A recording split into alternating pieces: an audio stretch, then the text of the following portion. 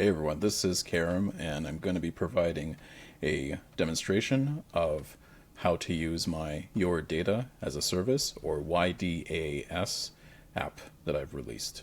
What I'm sharing here is the view that you'll see from the app, which is essentially an HTML file that you will locally load onto your machine.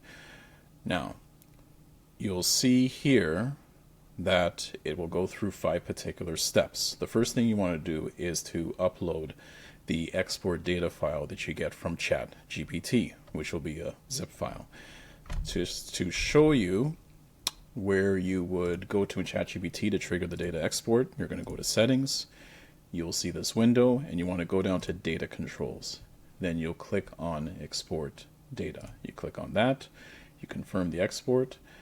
Since I've already done it, I won't do it again, but when you click here, you'll receive an email with whatever email was registered for your ChatGPT account, that you'll click on that link and will then let you download the zip file that has the history of your ChatGPT conversations. Once that is done, you will then see a file format that has this really long hexadecimal code to it. When you go into there are 2 ways that you can provide the information that the Your Data as a Service app is looking for. You can either unzip the zip file and look for this conversations.json file, or you can take the whole zip file, browse for it through the app, and load it into there. So let's do that. Click here again. Let me just show it. This is the app screen you'll see when you load the HTML, and you can see in this case here, I'm loading it on my machine. This is offline. The idea is that you can run this app privately on your machine. It's not connected to any new cloud services that would have access to your data. So you click on the highlighted box here. You will then browse to the directory with the zip file. So let's go with this one here. Open. And you can see it confirmed that it sees that you've selected that file. It's 902 megs for me. It may be different for you, larger, smaller, but nonetheless, you can upload the zip into here. Then you're going to scroll down and you're going to click on Analyze Conversations. What the app is now going to do, it's going to go into the zip file. It will look for that conversations.json or JSON file. And there we go. Analysis complete. We'll give it some time, because what it's doing right now is searching through the zip file for information on your ChatGPT history. So as you can see here, it's counted this many conversations with my ChatGPT account. It's called out that there are 52 groups of conversation types, whether they're just a basic new chat that you start in ChatGPT, for those that would have gone into a GPT project that you defined, or those that are belonging to a custom GPT. And it's able to discover all the names with them. And it also shows you the split out of which of those groupings of the conversations. There are 8 projects I've found, 43 that are tied to custom GPTs, and others that are just tied to a general chat. So let's click on Continue to Verification here. And here's where you start seeing the power of what you can do with this data from your chat history. So we're now on step 3. What this screen now shows is it will show you the number of chats for a given conversation type in ChatGPT. So if you just click on Start a New Chat in ChatGPT, I have 612 conversations that are under that classification. No custom GPT, no GPT project, just a chat, no customization with it or special instructions. So when this extracts all the conversations, it's going to put it under a folder called General Conversations.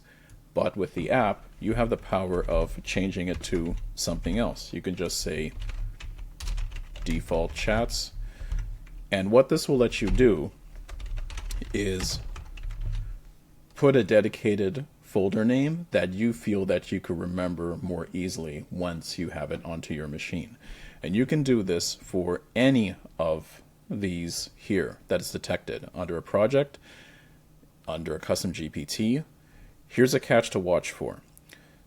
I was not able to have the app be able to match the exact naming of the projects and custom GPTs, because there is a limitation in terms of the data that ChatGPT allowed in the data export. But what it will try to do is it will look at the last 3 conversations in that custom GPT's use or project use and guess what the name of the folder should be for you to browse afterward. So depending on what you recognize with what you see in your ChatGPT history, you can then decide what is the best way to kind of match what you see in your ChatGPT account and what you want to be able to see locally on your computer, on your phone, or whatever your device is, and so forth. But once you've done all of that folder naming edits that you've done, again, you can see how many chats here. You can see whether it's a custom GPT or a project. It will give you the proposed naming for those folders before you download, and it will show you samples of the chats.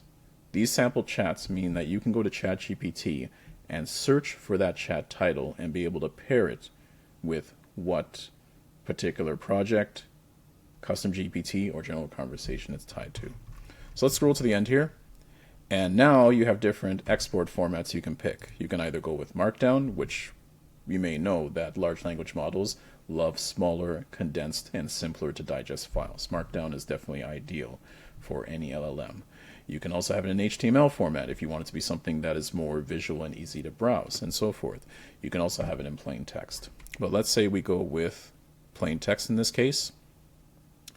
And you also have the option where, let's say for a given custom GPT grouping of conversations or project grouping of conversations, you can group them all into one large file, depending, let's say, if you want to take the history of a ChatGPT project and put it into Claude for a new project, or if you want to take the history of a custom GPT's conversations and move them into Gemini or whatever LLM of your choice. So you have the flexibility of individual files depending on how you want to tailor that continued LLM conversation experience and other tools, or you can put it into one massive file that captures the entire history of that project, custom GPT, or general conversations. So let's do that as well. And we're going to say extract with the chosen names. It's going to process it. It'll take some time because mine was fairly big here. There we go. It's at 97%. It's almost complete. And there you go. It is done.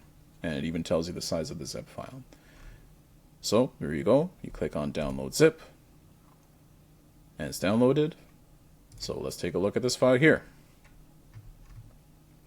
And as you can see, this is just looking at the zip file that just downloaded. And anything that's a custom GPT, it will name the folder GPT.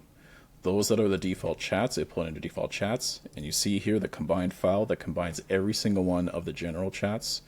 Let's go back here. And if we go to this one here that I created, which is for a table length access. There was one conversation there, but then it tried to combine it. Let's go to another one. That'll probably be a better representation. Let's go to this one here. So there's 2 conversations. We'll open up this one. Okay, there might be just some security settings that you have to give clearance in Windows and so forth. But then it'll still combine it here. But that's essentially the application. You can browse all the chats in a respective project. You can browse all the chats that would have been tied to a custom GPT, and so forth. And you can decide whatever you want to do with the files from there. Hope this was helpful, and thank you for your attention.